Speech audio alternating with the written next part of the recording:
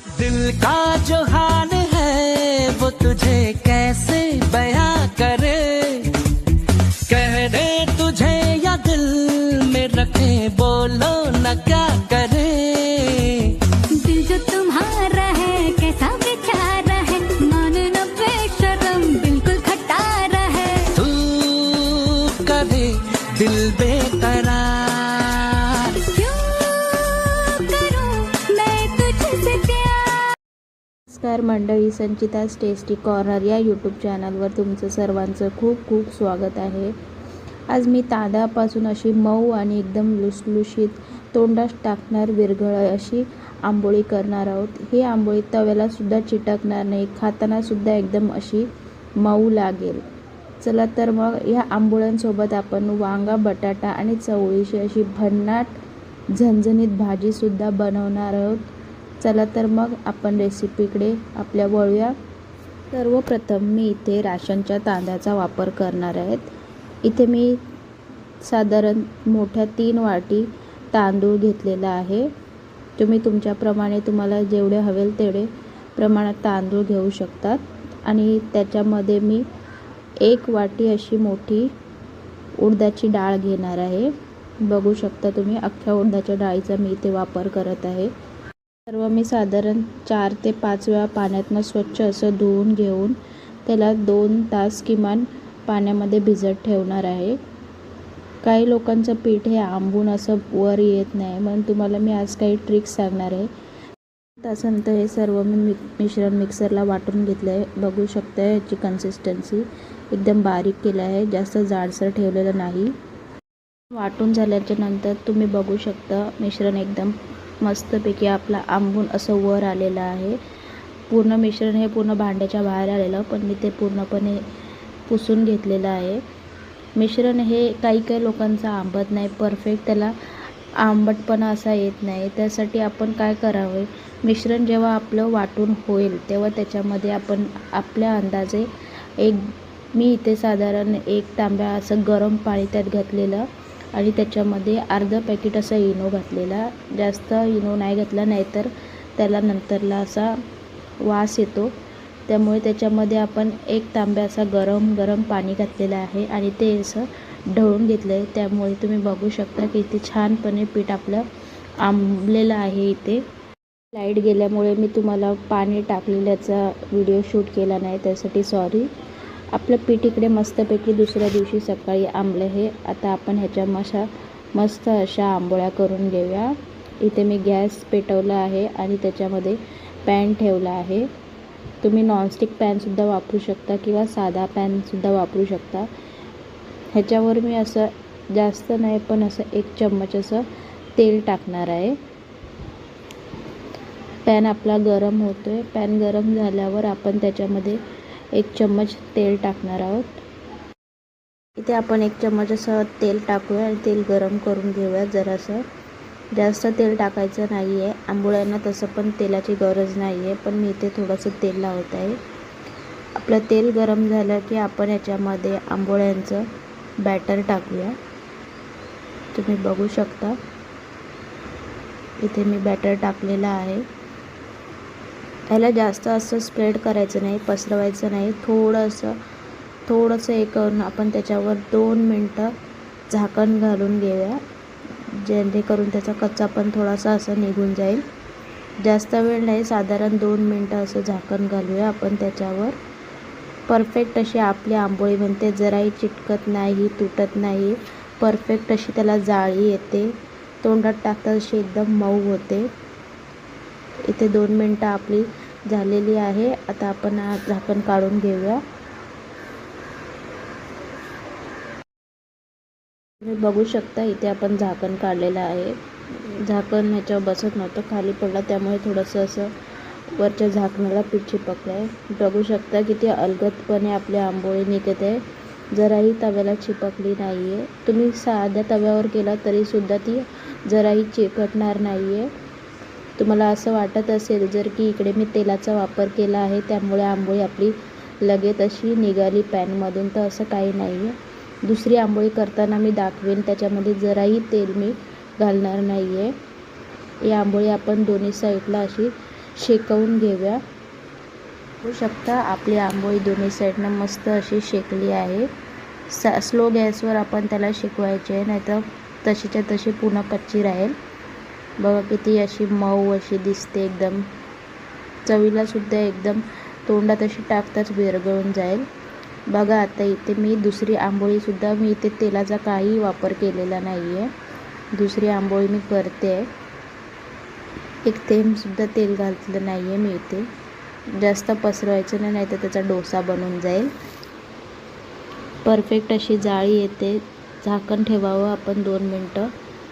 2 मिनटानंतर आपण इथे झाकण काढूया. बघू शकता आपली आंबोळी परफेक्ट अशी बनलेली आहे. बघू शकता मी काही तेलाचा इकडे एक थेंबही तेलाचा वापर केलेला नाही, तरी अशी लगेच पलटी होऊ करता येते. तुम्ही सुद्धा नक्की ट्राय करून बघा.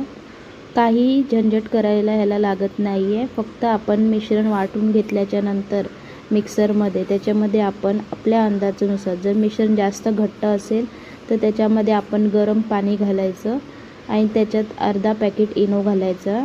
मी तुम्हाला आधी सांगितलं आहे इनोचा वापर जास्त करायचा नाही आहे. आंबोळी आपली मस्त शेकते. वरून मी असं थोडंसं तेल घातलेलं आहे. तुम्ही तेलाचा वापर करू शकता किंवा नाही सुद्धा करू शकत. आता ह्याच्याबरोबर आपण तुम्ही खोबऱ्याची चटणीसुद्धा करू शकता किंवा भाजीसुद्धा करू शकता, उसळसुद्धा करू शकता. आता या आंबोळ्यांसोबत वांगा, बटाटा आणि चवळीची अशी मस्त झणझणीत भाजी करणार आहे. तुम्हाला आपली रेसिपी आवडली तर नक्की सांगा, कमेंट करा. बेल आयकन दाबायला विसरू नका. चॅनलला सुद्धा सबस्क्राईब करा, जेणेकरून तुम्हाला रोज नवीन नवीन अशा रेसिपी पाहायला मिळतील. चला तर आपल्या आंबोळ्या आपण करून घेऊया.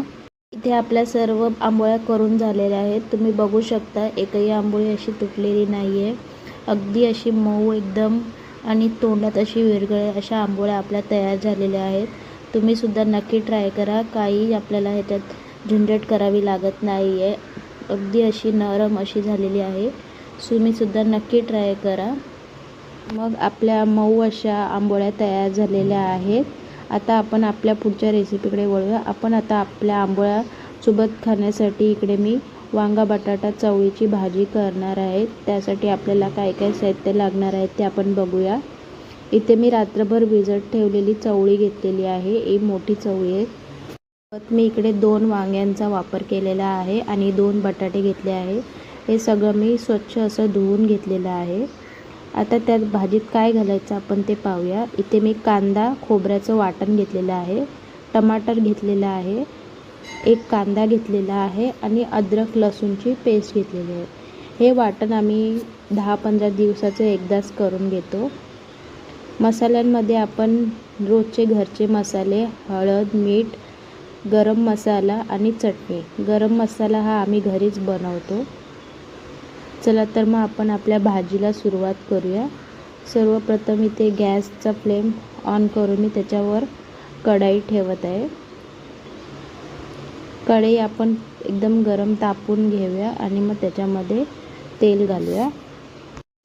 इथे मी कढईमध्ये अर्धी वाटी तेल घालणार आहे. तुम्ही तुमच्या अंदाजे तेलाचा वापर करू शकता. काही काही लोकांना जास्त ऑइली आवडत नाही. तेल गरम झाल्याच्या नंतर आपण त्याच्यामध्ये सर्वप्रथम अद्रक आणि लसूणची पेस्ट घालणार आहोत. मी असं जास्त बारीक पेस्ट केलेली नाही, थोडी अशी जाडसरच ठेवलेली आहे. आपण त्याच्यामध्ये तेल गरम झाल्यावर अद्रक लसूण टाकणार आहोत आणि ते त्याच्यामध्ये मस्त असं भाजून घेऊया. त्याचा कच्चापण दूर कारण 2 सेकंद आपण अद्रक लसूणची पेस्ट तेलामध्ये परतून घेऊया, जेणेकरून त्याचा कच्चापण असा निघून जाईल.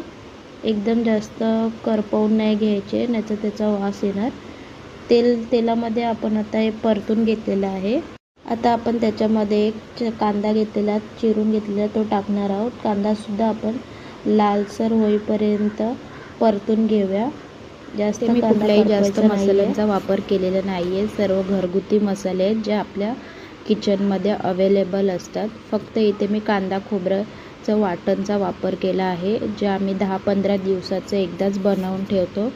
यात काही नाही, फक्त कांदा, खोबरं, घरातला गरम मसाला आणि लसूण याचा वापर केलेला आहे. तुम्हाला जर या वाटणाची रेसिपी हवी असेल तर मला कमेंटमध्ये नक्की सांगा. वाटण आपण प्रत्येक भाजीमध्ये टाकू शकतो कडधान्याच्या. तसंच जी आपली घरात तिखट आमटी बनते आपण त्याच्यामध्ये सुद्धा ह्याचा वापर करू शकतो. आम्ही तिखट आमटीमध्ये तसेच कडधान्यांच्या भाज्यामध्ये शिराळं, घोसाळं, वांगीसुद्धा भरायची असतात तेव्हा आम्ही ह्याचा वापर करतो.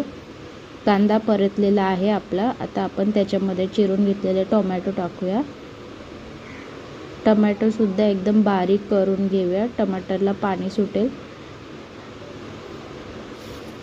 पाण्याचा वापर करायचा नाही आहे इथे. आपण तेल सुटेपर्यंत टमाटर आपण बारीक करून घेऊया. त्याच्यामध्ये थोडंसं आपण मीठ घालणार आहोत चवीपुरता. इथे जास्त मी मीठ घालत नाही आहे कारण की आपण जे वाटण केलेलं आहे त्याच्यामध्ये सुद्धा मिठाचा वापर केलेला आहे. त्यामुळे इथे आपण फक्त टमाटर बारीक होईल असं मीठ आहे. टमाटर बारीक आणि पाणी सुटतं त्याला मिठामुळे. आता 2 मिनटं आपण टमाटर बारीक होईपर्यंत आपण त्याला परतून घेऊया. बघू शकता टमाटर आपलं बारीक झालेलं आहे, त्याला तेल सुटलं आहे. आता आपण जे वाटण केलेलं आहे ते घालणार आहोत. आता हे वाटण आपण पूर्णपणे तेलामध्ये परतून घेऊया. त्याच्यामध्ये आपण जे घरगुती मसाले घेतले होते ते टाकूया आणि सर्व वाटण मिश्रण एकजीव करून ते परतून घेऊया जोपर्यंत त्याला तेल सुटणार नाही. तेल सुटेपर्यंत आपण ते एकजीव सगळं भाजून घेऊया, ज्याने सगळं मसाल्यांचा कच्चापण असा निघून जाईल. तुम्ही सुद्धा नक्की ट्राय करून बघा. ही अशी भाजी तुम्हाला नक्की आवडेल. पावसाळ्यात आंबोळ्या आणि त्यांच्यासोबत वांगा बटाटा चवळीची भाजी, आहा, काय अप्रतिम लागेल. इथे आपलं वाटण आपण भाजून घेतोय.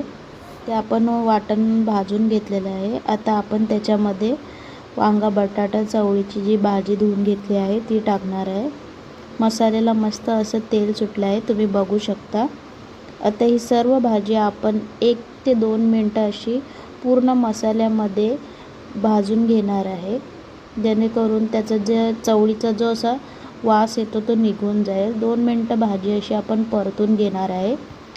सगळे मसाले वांगा बटाटा चवळीला लागेल असा.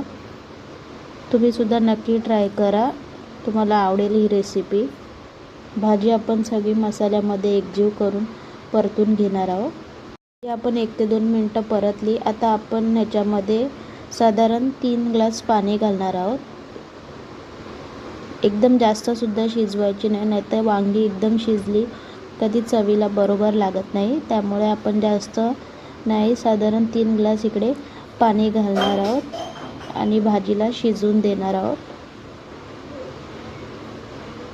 तुम्ही सुद्धा ही रेसिपी नक्की ट्राय करा. अशा प्रकारे तुम्ही भाजी बनवून बघा. नक्की तुम्हाला आणि तुमच्या परिवारातील सर्व मेंबर्सना ही भाजी आवडेल. तुम्ही बघू शकता इथे आपली भाजी शिजत आहे. साधारण अर्धा तास लागेल हिला शिजायला. जास्त सुकीसुद्धा नाही करायची आणि एकदम पाणीसुद्धा नाही ठेवायचं. थपथपीत अशी करायची जेणेकरून ती आंबोळ्यांसोबत एकदम मस्त लागेल. मऊसूत अशा आंबोळ्या आणि झणझणीत अशी वांगा बटाटा चवळीची भाजी तुम्ही नक्की ट्राय करू शकता. सकाळी टिफिनमध्ये सुद्धा सगळ्यांना देऊ शकता, सगळ्यांना खूप आवडेल. बघू शकता भाजी इकडे आपली भाजीतलं पाणी आटलेलं आहे. जास्त पाणी ठेवायचं नाही आहे आणि एकदम सुकीसुद्धा करायची नाही. इथे आपण आता भाजी आपली परफेक्ट बनलेली आहे, त्यामुळे आपण गॅसचा फ्लेम ऑफ करूया आणि सर्व करूया. कभी दिल बेकरार